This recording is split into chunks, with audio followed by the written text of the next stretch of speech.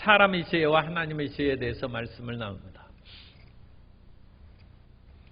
우리가 강태공 이야기를 잘 알고 있는데 마지막 은나라에 폭군이 나타나자 강태공이 내가 지금 세상에서 활동할 때가 아니다 해서 위스 지역에서 낚시를 했어요. 그런데 주문왕이 어느 날 놀라운 것과 같은 메시지를 받습니다. 그것은 위수에 나아가면 큰 물고기나 짐승을 잡을 것도 아니고 재물을 얻을 것이 아니라 인재를 얻을 것이다. 그래서 위수에 나가보니까 어떤 초라한 노인이 낚시를 하고 있는데 말을 나눠보니까 보통 인물이 아니에요. 그 사람이 강태공입니다. 그래서 주문왕을 돕고 그 아들인 주무왕을 도와서 주나라를 건국하는 천하의 모든 국가들을 정복하고 다스리는 국가를 세우는 인물이 되었습니다. 이 세상에 지혜로운 것이 천금을 가진 것보다 더 유익한 것입니다. 아무리 만석군도 지혜가 없으면 그 모든 것이 당대에 사라져버립니다. 그러나 지혜를 가진 사람이 이어가면 천대에 이르도록 하나님의 축복을 받는데 이 세상에서 가장 놀라운 지혜는 하나님을 알아보는 지혜입니다. 그것은 이 세상 사람들이 가진 실력으로는 알아볼 수 없고 성령께서 감동 감화하시고 그 마음에 눈을 열어주실 때 십자가의 지혜를 얻게 되고 하나님을 경외하는 지혜를 얻게 된 줄 믿습니다. 그런데 이 지혜는 복음의 전한 것을 통하여 우리가 얻을 수 있는 기회를 만들 수 있습니다. 오늘 사도 바울은 고린도 교인들에게 나아갈 때 이 십자가의 도를 증거하고 세상의 지혜, 사람의 철학이나 어떤 변론으로 여러분을 설득하려고 하지 않았다는 것을 분명히 밝혀주고 있습니다. 너희에게 나아갔을 때 그것은 사도 바울이 2차 선교 활동 중에 고린도에 들어갔던 때를 말합니다. 그래서 50년 제2차 선교 주 50년이죠. 지금으로부터 2000 년 전에 한 1970년 전 정도 된다고 할까요? 그때 사도 바울이 제2차 선교 활동 중에 고린도에 방문해서 사도행전 18장 1절 이하에 이와 같이 말씀합니다. 그 후에 바울이 아덴을 떠나, 아덴은 아테네입니다. 오늘날 아덴을 떠나 고린도에 이르러 아굴라라는 본도에서 난 유대인 한 사람을 만나니 글라우디오가 모든 유대인을 명하여 로마에서 떠나라 한 고로 그가 그 안에 브리스길라와 함께 이탈리아로부터 새로 온지라 바울이 그들에게 가매 생업이 같음으로 함께 살며 일을 하니 그 생업은 천막 만드는 것이더라. 1년 6개월을 머물며 그들 가운데서 하나님의 말씀을 가르치니라. 참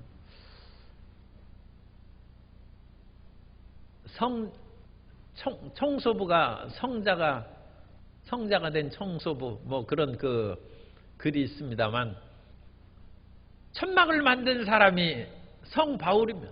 바울은 우리는 뭐 그냥 바울이라고 사도 바울이라고 부릅니다만 중세 그때는 성자 바울입니다. 성자. 천막 만든 사람이 성자예요. 그러니까 우리가 가진 직업을 통해서도 얼마든지 하나님께 영광을 돌리고 우리 자매님들이 많으니까 성녀라고 이름을 또 붙여줘요. 성녀가 되는 거예요. 성녀. 성자 성녀가 되는 거예요. 그래서 사도 바울은 아굴라와 브리스길라와 함께 생업이 같아요. 직업이 같아요.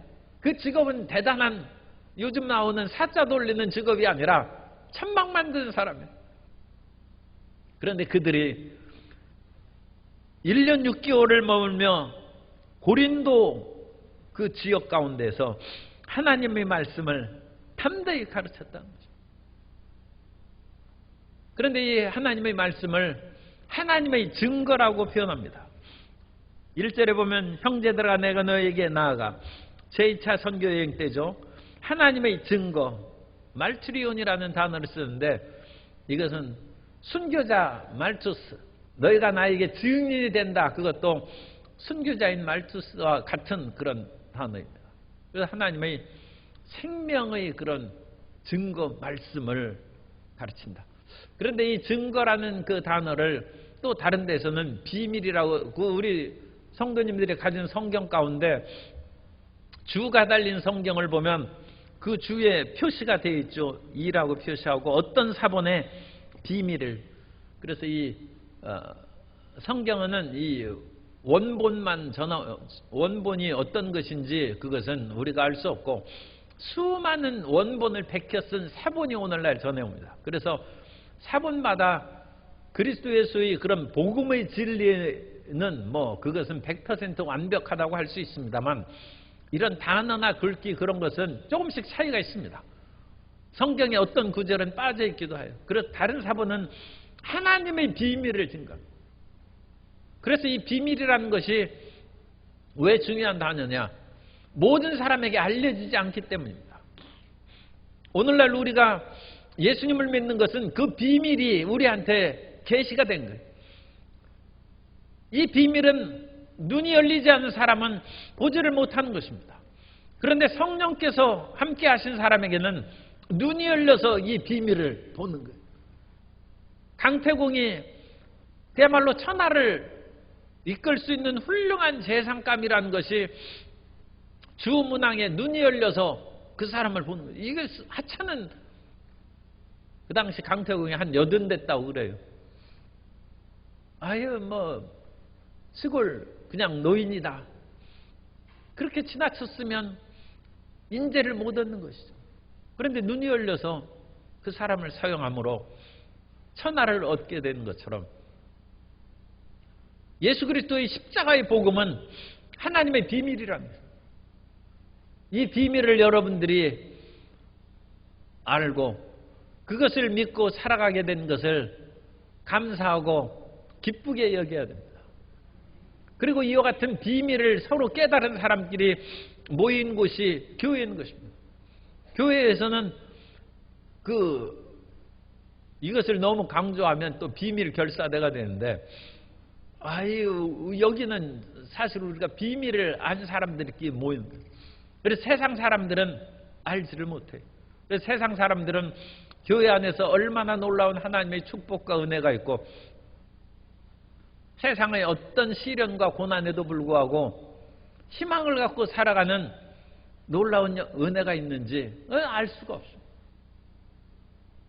세상 사람들은 교회 다니는 것이 무거운 짐이고 고통의 멍해라고 생각하는 것은 이 비밀을 알지 못했기 때문입니다.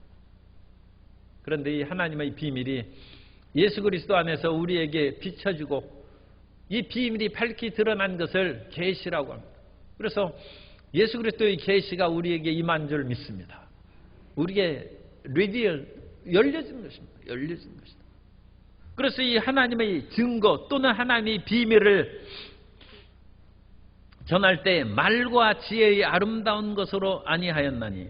그래서 사람의 말과 사람의 지혜입니다. 특별히 이 말을 한 것은 오늘날 아테네에서 고린도 갈 때 우리가 이제 성지 순례가면 그 버스로 고속도로를 1시간이면 갑니다. 1시간 정도 걸리는데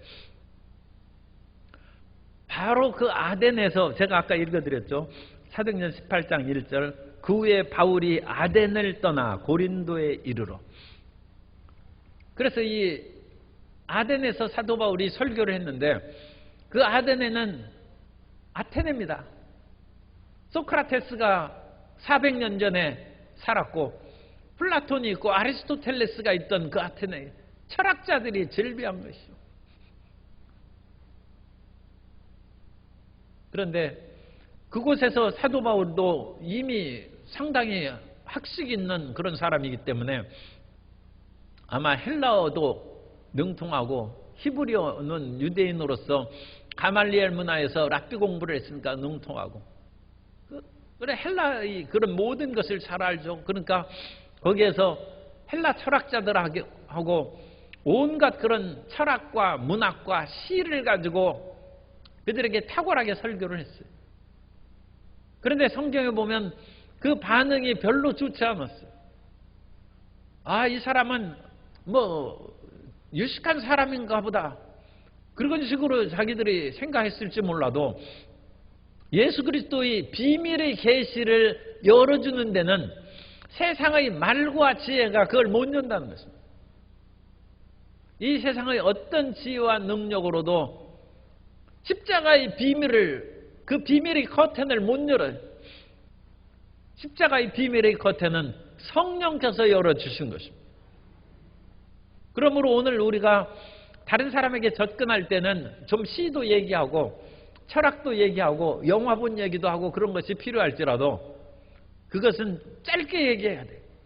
서로 간에 말을 처음 붙이기 위해서 그거 같이 시작하는 것이지, 1시간 얘기하는데 그거 50분 얘기하고 나중에 10분 십자가 얘기하고 그러면 그 사람은 50분 얘기한 세상의 철학과 문학과 온갖 그런 세상적인 지혜의 그것만 마음의 논쟁으로 남아있지, 10분간 얘기한 십자가의 도에 대해서는 잊어버려요. 우리가 반대로 해야 돼요.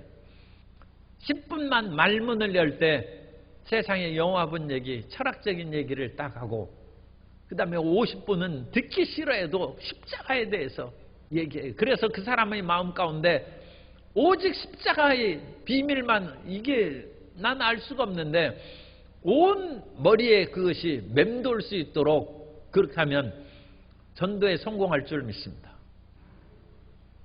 옛날 최건능 목사님이 복음을 증거하러 끊임없이 산을 넘고 그야말로 골짜기를 넘어서 다녔는데, 어느 때는 산을 넘어서 복음을 부흥회를 하기로 갔는데 저 밭끝 모퉁이에서 웬 아주머니가 파트를 갈고 있는데 거기까지 갈 시간이 없어요. 그러니까 목청을 다하여 아주머니 하고 부르고, 그 사람이 이렇게 듣다 보니까 예수 천당, 예수 천당, 그것만 외치고 갔어요.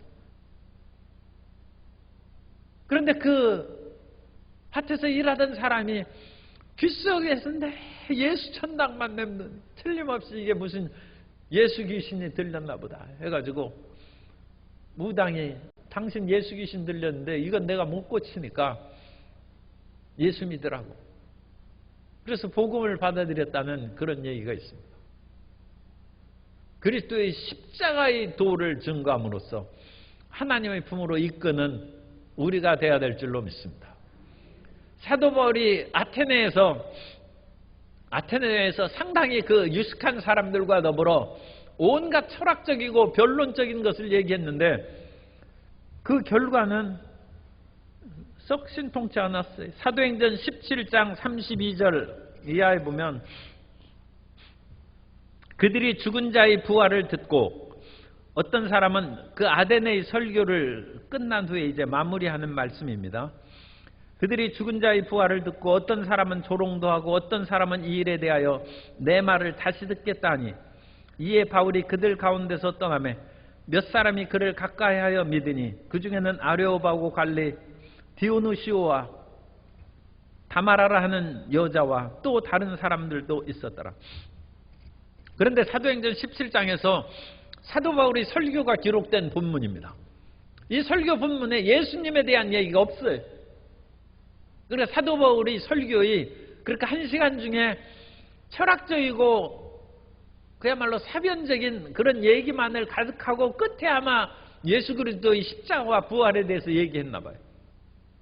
그래서 제가 읽어드린 본문에서는 십자가의 그런 죽음과 부활을 듣고 조롱도 하고 했다는 것은 끝에 들은 말을 듣고 약간 반응이 나타나서 그래도 그 십자가의 말을 듣고 몇 사람이라도 예수님을 믿게 된 것이고, 대부분의 시간에는 아테네에서 설교가 실패한 것으로 그와 같이 얘기를 합니다. 그래서 사도 바울은 아데네에서의 그와 같은 실패를 교훈 삼아서 고린도에서는 내가 사람의 말과 지혜로 하지 아니하고 오직 2절 내가 너희 중에서 예수 그리스도와 그가 십자가에 못 박히신 것 외에는 아무것도 알지 아니하기로 작정하였습니다. 그래서 사도 바울이 이제는 십자가밖에 얘기 안 합니다. 사실 전도할 때 온갖 것으로 얘기하면 논쟁으로 끝나기가 쉽습니다. 그럼 우리는 처음에 그 사람하고 말을 붙이기 위해서 조금 얘기하다가 우리가 철학과 문학과 우주과학에 대해서 얘기하는 것으로 시간 많이 보낼 수 없어요. 예수 그리스도의 죽으심과 부활에 대해서 성경의 말씀을 전하는 것으로 전도하시는 성도 여러분 되시기를 바랍니다. 올해는 참 여러 많은 분들이 또 돌아가시고 그랬는데 잘 알지는 못하지만 그렇게 유명한 영화 배우도 얼마 전에 그렇게 또 이 세상을 떠나고 그랬는데 2월에는 이현영 박사님이 또 세상을 떠났어요. 그런데 이거 또 신뢰가 좀 될지 모릅니다만 대담하는 기자들이 가면 이 기자들이 사실 얼마나 말을 잘합니까? 자기가 그거에 대해서 유식하기도 하고. 그런데 이현영 박사님 앞에 가면 말을 듣느라고 자기 질문을 못하고 뭐를 캐내서 자기가 기사를 해야 되는데 워낙 박학다식하게 이것저것 한마디 얘기하면 10마디 얘기하니까 정신을 차릴 수 없다. 그런 이현영 박사님을 누가 전도하겠어요? 그런데 그 딸이 병 걸려가지고 망막 박리 현상이 일어나서 실명을 위기에 처했을 때 하나님, 내 딸의 눈에서 빛을 거두어 가지 아니하시면 제가 주님 앞에 나아가겠습니다 하고 그 하나님께서 치료하시는 놀라운 기적을 체험하고 그 이현영 박사님이 예수님을 믿은 것입니다. 예수 믿으면 병 고친다는 것이 그게 전도입니다. 아니 그 박학다식한 분을 어떻게 철학적이고 문학적이고 우주과학적으로 설복시켜서 예수님이 우주의 왕이시고 온 천하를 다스리는 하나님이라는 것을 누가 변증해서 그 사람을 예수님 믿게 하겠어요? 그런데 예수님이 채찍에 맞음으로 나음을 입었다는 그 한마디 말씀이 그 사람의 체험 가운데 응답이 되자 예수님을 믿고 크리스찬이 된 것입니다. 하나님의 십자가의 사랑과 십자가의 도와 예수 안에서 오늘도 우리를 치료하시고 성령을 부어주시는 가장 간단하고 복음의 그 진수가 되는 핵심으로 전도하시는 성도 여러분이 되고 그것을 통하여 눈이 열리는 그 놀라운 역사가 전도 대상자들에게 임하게 되시기를 예수님 이름으로 축복합니다. 그렇다고 해서 사도 바울이 그야말로 멋지고 아주 세상 사람들이 호감을 사는 그런 탁월한 인물도 아닙니다. 3절에 보면 내가 너희 가운데 거할 때 약하고 두려워하고 심히 떨었노라. 사도 바울은 그 외모가 볼품이 없었어요. 그런데 세상에서는 가끔 그런 탁월한 사람들의 외모가 볼품이 없는 일들이 많아요. 소크라테스가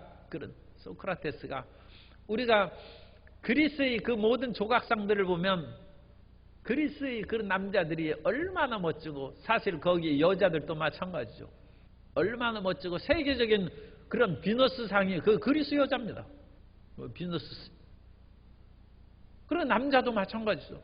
그런데 그런 속에서 소크라테스는 어떻게 코도 뾰족하지 못하고 영 그래가지고 볼품이 하나도 없는 사람이었어.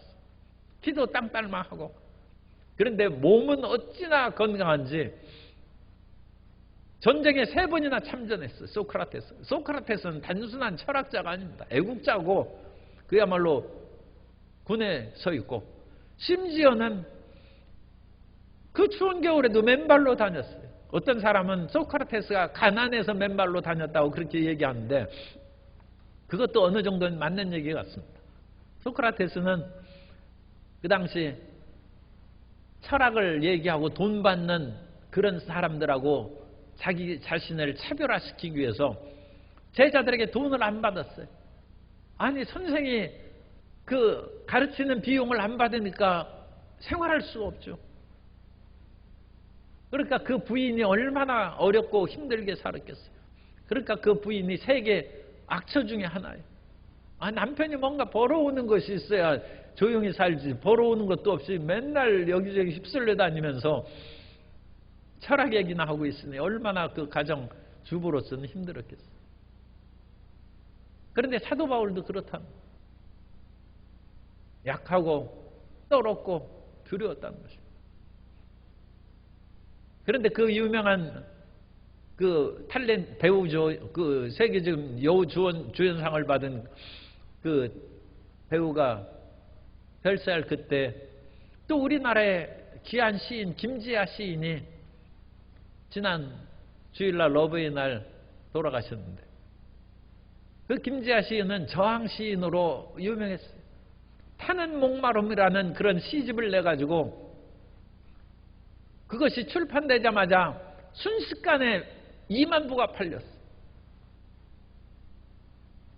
그래서 그것을 금서 목록으로 하고 박해했는데 그 당시 운동권의 학생들이나 모든 청년들이 이 타는 목마름과 오적이라는 시를 교과서처럼 읽고 외우고 다녔어요.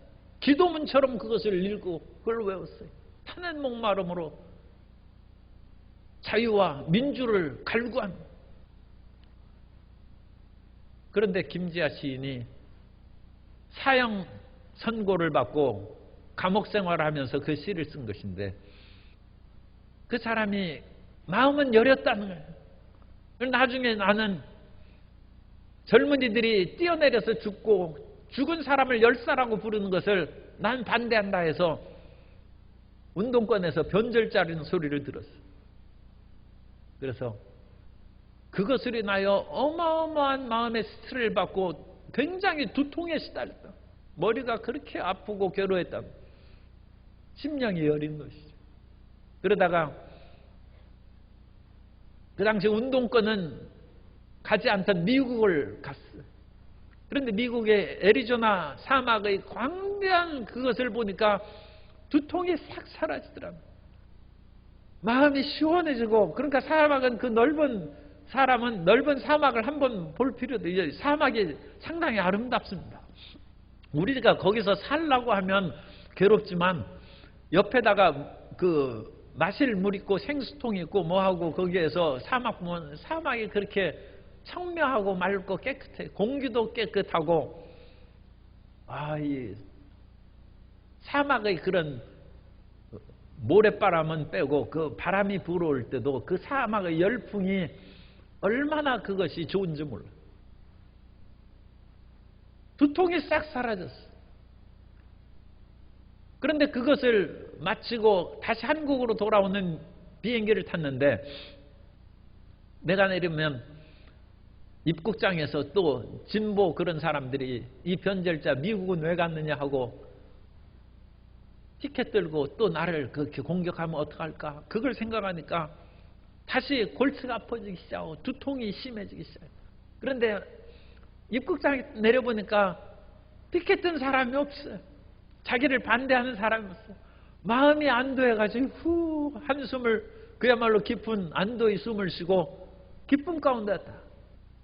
김지아 시인이 타는 목마름으로 또 그 을사보의 오적 그런 것을 만큼 강한 그런 글을 썼지만 그 심령은 약하고 두려워하며 떨었다. 그 여린 마음이 있으니까 사실 또 시가 나오는 것이죠. 사도 바울이 여러 가지로 약하고 힘들었습니다.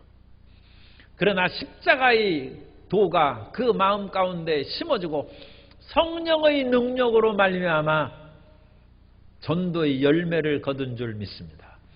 오늘 우리가 우리의 능력과 우리의 실력으로 우리의 마음의 담대함으로 전도하고 하나님의 일을 행하는 것이 아니라 김지아 시인처럼, 또는 사도 바울이 실제의 김지아 시인을 얘기한 것은 우리 시대에 산 사람이기 때문에 말씀을 드린 것이고, 2000년 전에 사도 바울도 심히 여리고 약하고 떨은 사람입니다. 그러나 성령께서 임하심으로 담대하게 1차, 2차, 3차 선교여행을 끊임없이 다니고, 나중에는 3차 선교여행에서 돌아오면서 체포되어서 로마로 끌려가면서도 담대하게 복음을 증거하고, 마지막에 사도 바울은 그 약하고 여린 분이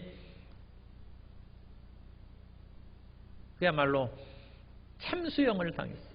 목이 잘려서 죽었어요. 그 당시 참수형은 시민들에게 행하는 고급 사형 방법이고 일반 그런 속국의 사람들은 십자가로 괴롭게 해서 죽이는, 그러니까 참수형을 받는 것도 굉장히 좀 끔찍스럽게 보입니다만 그건 고통을 덜어주는 그런 방법. 순교까지 행하는. 오늘 우리가 성령의 충만함을 받으면 이 세상의 지혜로서는 할 수 없는 비밀을 다른 사람에게 전해줄 수 있고 더 나아가서 우리의 연약한 모든 것을 넉넉히 극복하고 승리하는 삶을 살게 될 줄로 믿습니다. 그래서 사도 바울은 이 모든 것들을 세상의 지혜로 하지 아니하고 5절에 보면 너희 믿음이 사람의 지혜에 있지 아니하고 다만 하나님의 능력에 있게 하려 하였노라. 그러므로 다른 사람을 말로 설득해서 전도할 생각을 할 필요 없습니다. 왜냐하면 사람의 말로 설득이 됐으면 그 말을 뒤집어지는 다른 말이 마음 가운데 들어오면 안 믿는 것입니다. 그러나 성령의 능력으로 하나님의 능력으로 예수님을 믿으면 이 세상의 어떤 지혜나 과학 지식이나 세상의 어떤 변함이 다가와도 흔들리지 아니하고 예수 그리스도를 바르게 믿게 될 줄로 믿습니다. 그래서 사도 바울은 하나님의 능력으로 믿게 했다는 것입니다. 그러면서 6절에 그러나 우리가 온전한 자들 중에서는 지혜를 말하노니 이 지혜는 이제 세상의 지혜가 아니라 하나님의 지혜랍니다. 하나님의 지혜. 그래서 사람의 지혜가 아닌 하나님의 지혜가 있습니다. 이 세상에서 없어질 통치자들의 지혜도 아니요. 가끔 세상에 유명한 사람들이 예수님을 믿으면 교회가 좀 성장하는 그런 일들이 있습니다. 그런데 그건 인기 따라서 교회에 들어오는 것이기 때문에 별로 큰 열매는 없습니다. 그리고 올림픽 메달을 딴 사람이 또는 월드컵 축구에서 막 골을 넣고 하는 그 인기 있는 사람이 크리스찬이다 하면 그 사람이 나가면 교회에 나도 한번 가봐야지. 그래가지고 그 교회가 성장하고 부흥할 수 있어요. 그런데 그것은 성령으로 말미암아 온 사람들이 변화되지 않으면 밀물처럼 왔다가 썰물처럼 나가버립니다. 그건 세상의 것으로는 필요 없습니다. 윤여정 씨가 2021년에 그 세계 영향력 있는 100대 백인 중에 한 분으로 뽑혀서 타임지에 발표가 됐어요. 그래서 이 100대 그 세계 영향력 있는 백인들은 해리 왕자와 부인인 메건, 가수 브리트니 스피어스, 배우 스티브 연, 존 바이든 미국 대통령, 팀 쿡 애플 최고 경영자, 이런 분들이 이제 백인 속에 들어가는 거예요. 100명의 사람들. 그런데 거기 가운데 우리 그 윤여정 그 배우가 지난번에 그 미나리로 여우 조연상을 받음으로써 온 세계에 알려졌고, 또 여기에서 그 배우 스티브 연이 윤여정 그 배우를 만난 소감을 얘기했어요. 세상에 그렇게 당당하고 자신감 있는 사람은 처음 봤다. 이거 우리끼리만 하는 얘기지만 백인들이 유색인종을 우습게 합니다. 우리끼리 하는 얘기라는 것은 우리가 흑인을 보면 조금 그런 생각을 갖는다면 마찬가지 우리도 그런 유색인종이고 별로 대단치 않게 여깁니다. 그런데 그렇게 당당하고 자기들보다 기가 더 센 거예요. 우리 식으로. 이런 사람 처음 봤다. 그리고 그와 같은 담대한 말로 인하여 이 타임즈에서 그 백인의 영향력 있는 사람으로 이 사람 넣어준다고 그래서 아마 들어간 거예요. 그래야지 여우 조연상 받은 것을 가지고 뭐 영향력 있는 그런 사람으로 뭐 갑자기 들어가고 그런 것이 아니죠. 그런데 그것을 상받는 태도와 모든 그런 당당한 태도가 아니 유색인종이 어찌 저런 사람이 있나 아마 놀랐을 거예요. 우리가 이 세상에 살아갈 때 예수 그리스도 안에서의 그 담대함, 이 사람이 보면 아무것도 없어요. 별것도 없고 재물도 없고 권력도 없고 뭐 배경도 없어요. 그런데 그리스도 예수의 성령 충만하면 이 말할 수 없는 배짱이 솟아나거든. 성령을 충만함을 받으면 얼굴에 그와 같이 화장품을 안 해도 얼굴에 빛이 나거든. 이 신령한 빛이 나는 것이죠. 그리고 사람은 얼굴만 빛이 나는 것이 아니라 그 뱃속에서 생수의 강이 흘러나오면 온 몸에서 흘러나오는 전체적인 기운이 있어요. 그 생명의 기운이 그 사람에게 딱 나면 이 사람이 초라한데도 거인처럼 보인다. 옷은 낡고 비싼 옷은 아니었어도 이건 무슨 도사처럼 보이는 거예요. 이제 낡은 옷 입으면 오히려 더 도사로 보이는 거예요.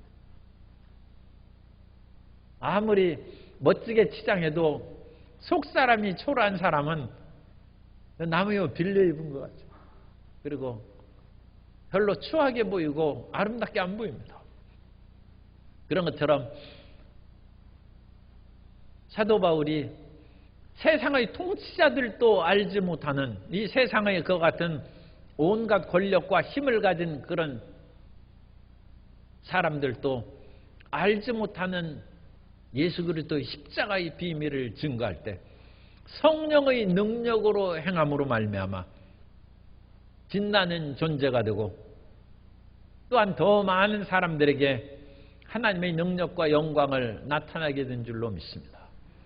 오늘 우리의 자랑은 십자가가 돼야 될 줄로 믿습니다. 세상에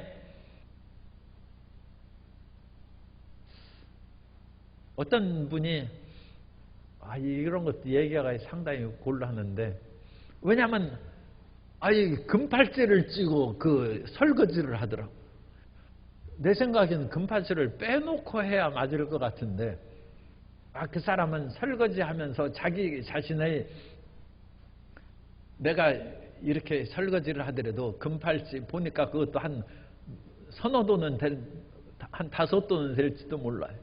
그리고 색깔을 보니까 나도 그건 잘 모르지만 순금인 것 같아. 그거 왜 차고 하느냐? 내 설거지 한다고 나를 무시하지 마라. 이건 제 얘기니까 혹시라도 그런 그분이 들으면 용서하시기 바랍니다. 무시하지 말라며. 내 순금 5돈짜리를 타고 설거지를 한다. 그런데 우리는 그거는 닳지 않도록 빼놓고 예수 그리스도로 말미암아 담대함을 받는 그 예수 그리스도로 말미암아 힘과 능력으로 우리가 채움을 받고 담대하게 살아가는 하나님의 자녀가 되어야 될 줄로 믿습니다. 따라서 우리의 자랑은 십자가입니다. 우리의 자랑은 성령의 능력입니다. 그것으로 살아가는 거예요. 사도 바울은 외모로는 약하고 두려워하고 심히 떨은 사람이지만 이 세상의 통치자들이나 그 어떤 것으로도 얘기할 수 없는 7절에 오직 은밀한 가운데 있는 하나님의 지혜를 말하는 것으로서 곧 감추어졌던 것인데 여기서 은밀한 것도 미투리온이라는 그 헬라어를 쓰는데 비밀입니다. 비밀. 그럼 비밀 가운데 있던 하나님의 지혜를 말하는 것으로서 비밀이니까 감추어졌던 것인데 하나님이 우리의 영광을 위하여 만세전에 미리 정하신 거래요.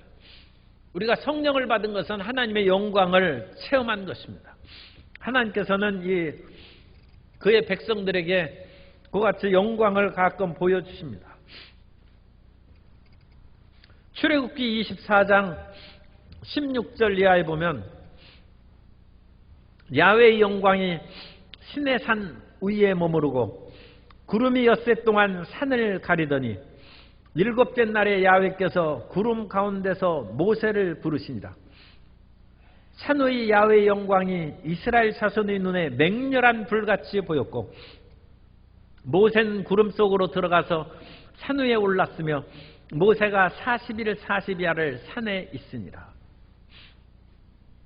그래서 시내산에서 하나님의 영광이 임하던 그때를 이제 얘기합니다. 그리고 그 영광 가운데 모세가 들어가서 40주야가 있으면서 하나님의 말씀, 계명을 받는 것이죠. 이스라엘 백성들이 하나님의 영광을 봤어요. 이스라엘 백성들은 참 놀라운 특권을 받은 것입니다. 그 하나님의 영광이 맹렬한 불같이 임했다는 것입니다. 오늘 우리가 성령 받을 때 불을 보는 사람이 있어요. 그건 우리가 개인적으로 불을 받으니까 기껏해야 무슨 불덩이가 떨어진 그런 정도로 보고, 사도행전 2장에 봐도 예수님의 그 120명의 제자들이 성령 받을 때 불의 혀같이 갈라지는 것이 각 사람 위에 임했다. 그 영광을 보는 거, 하나님의 불로 임재하신 영광을 보는 거죠. 마지막에 요한계시록에서는 하나님의 영광이 거룩한 성으로 내려오는 것을 요한계시록 21장 10절 이하에 보면, 성령으로 나를 데리고 크고 높은 산으로 올라가 하나님께로부터 하늘에서 내려오는 거룩한 성 예루살렘을 보이니 하나님의 영광이 있어 그 성의 빛이 지극히 귀한 보석 같고 벽옥과 수정같이 막더라. 하나님의 영광을 우리가 미래에 하나님의 그 나라에 가서 보게 될 줄로 믿습니다. 그러므로 오늘날 이 세상에서 그 영광스럽고 멋진 거 안 봤다고 해서 애석해하고 슬퍼할 까닭 없어요. 우리에게는 기회가 있으니까 청와대 가서 보면 이제 좀 웬만큼 풀리고 청와대 정도야 갈 수 있죠. 그죠? 아니, 우리가 대통령 된다는 얘기가 아니라 이젠 구경 가는 거예요. 청와대 가서 구경도 하시고 그거 못 봐도 상관없어요. 우리에게는 하늘에서 내려오는 거룩한 성 예루살렘을 우리가 보게 되는 하나님의 영광의 자녀가 될 줄로 믿습니다. 그것을 보면 이 세상에 아름다운 그 어떤 것이 하나님의 거룩한 하늘에서 내려오는 예루살렘만큼 아름다운 것이 있겠습니까? 그러니까 이 세상의 어떤 아름다운 것도 비교할 수 없는 거룩한 성을 우리가 볼 것인즉 우리에게는 희망이 있습니다. 세계 여행 곳곳마다 좋은 것 못 다닌 것 그것을 조금도 슬퍼할 까닭이 없어요. 우리는 예수님만 믿으면 공짜로 하나님께서 지극히 영광스러운 주의 영광을 우리에게 보여주셔서 우리의 영혼으로 만족하게 하여 주실 줄 믿습니다. 그래서 하나님께서 이 모든 것들을 우리에게 예비하셨는데 그 예비한 것들은 이 세상의 지혜나 이 세상의 통치자 모든 사람도 하나도 모른다는 것입니다. 이 지혜는 이 세대의 통치자들이 한 사람도 알지 못하였고 또 알았더라면 영광의 주를 십자가에 못 박지 아니하였으리라. 9절에 기록된 바 하나님이 자기를 사랑하는 자들을 위하여 예비하신 모든 것은 눈으로 보지 못하고 귀로 듣지 못하고 사람의 마음으로 생각하지도 못하였다 함과 같으니라. 하나님께서 십자가의 비밀을 예비하신 것은 사람의 눈으로 보지 못하고 귀로 듣지 못하고 마음으로도 생각하지 못한 거죠. 또 우리에게 영광스러운 하나님의 것을 예비해 주셨는데 그것은 이 세상의 지혜로는 도저히 알 수 없는 크고 위대한 것입니다. 이 크고 위대한 것이 우리의 소망입니다. 어디 좋은 곳 가고 싶은 소망이 있으십니까? 그러면 이제 여행의 그런 것이 자유롭게 지금 되고 있으니까 한번 가서 보시기 바랍니다. 그런데 그걸 소록 못 간다 할지라도 우리는 영원한 하나님의 나라에 갈 때 이 세상의 모든 것은 그림자입니다. 이 세상에서 가장 아름다운 솔로몬 성전도 하나님의 하늘의 성전의 그림자고 모형에 불과한 것입니다. 우리는 주님 나라에서 진짜 아름다운 광경을 볼 것이고 진짜 아름다운 성전을 볼 것이고 그것은 눈으로 보지 못하고 귀로 듣지 못하고 마음으로도 생각하지 못한 그 영광을 우리가 보게 될 것입니다.